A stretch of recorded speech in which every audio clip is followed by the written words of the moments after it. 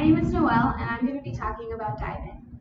A relatively new sport, diving was introduced to the Olympics in 1904, according to Olympics.org. Although many of us love watching the sport in the Olympics, some may still be very unfamiliar with the sport and its rules. I have been diving for 4.5 years, and I currently dive at NSUM for the Dragons. As an audience of college divers and spectators of the sport, these rules are important to review and know well. There are 3 important things to know about diving: the 5 categories of diving, the scoring system, and the components of a good dive. I will be discussing these 3 important things in further detail. The first important thing, as I said before, is the categories of diving. There are 5 categories of diving that are defined by the direction of leaving the board and the direction of rotation. The first 2 categories are simple. They are fronts and backs. In the front category, the diver leaves the board facing forward and flips forwards.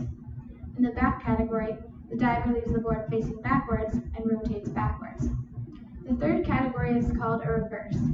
In this category, the diver leaves the board forwards but rotates backwards towards the board. These are often called gainers in an unofficial setting. Many find these to be the most challenging and scary category because it involves flipping blindly towards the board. The fourth category of diving is called an inward.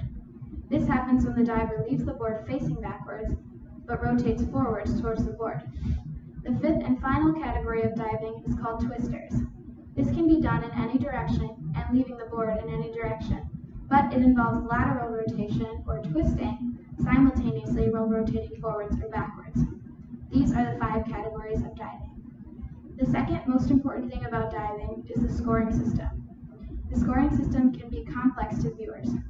Every legal dive in the sport has something called a degree of difficulty, which is commonly referred to as a DD. Harder dives have a higher DD, and less difficult dives have a lower DD. According to NCAA.org, for example, a forward dive has a difficulty of 1.2, while a reverse dive has a DD of 1.6.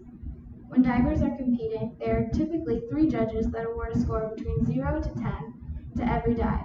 These scores are added together and multiplied by the degree of difficulty of the dive. These points are awarded to the individual dive. In some very important or larger meets, there are 5 judges. Each of the judges gives a score to every dive, but the highest and lowest scores are dropped, and the middle 3 are added together. This helps prevent outliers and unfair scores in the competition. In most meets, each diver will perform 6 dives. The scores of all 6 of the dives are added together, and this is the diver's total score that determines their place on the podium. However, in some meets, divers will compete 11 dives total, and the scores of all 11 dives will be added together to reward a final score.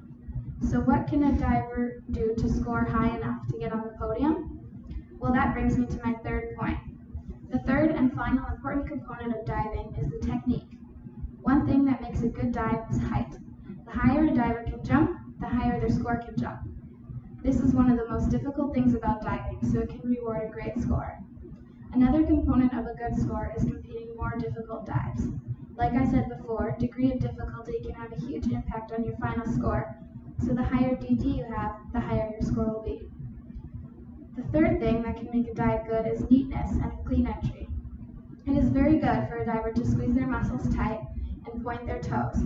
It is also important that the diver enter the water perpendicular to the surface to minimize splash. Another important thing about competition is a quiet environment. As a spectator, it is important that you cheer only before and after the dive. If you make a loud noise during a competitor's dive, it can be very distracting and can ruin the diver's performance.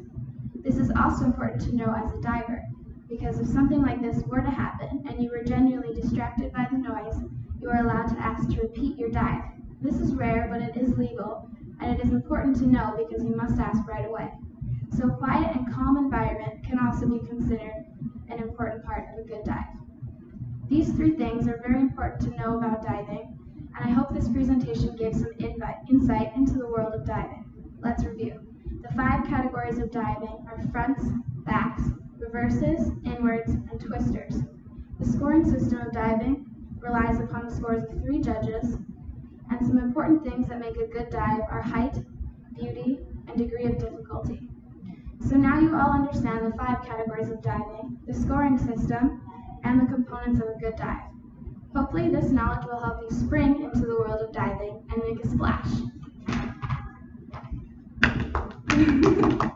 Thank you. Yeah, any questions? What's considered a good score in college diving? Well, in Division II collegiate diving, which is what we have at MSUM, a score of 6, I'd say, is really good, and a typical score is probably a 4 or 5.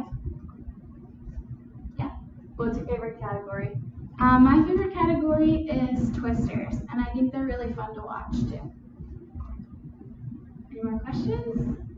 Any feedback for me? I thought it was good, but you could make a little more eye contact. More eye contact? Okay. I liked it. Okay. Thanks. Thanks, guys.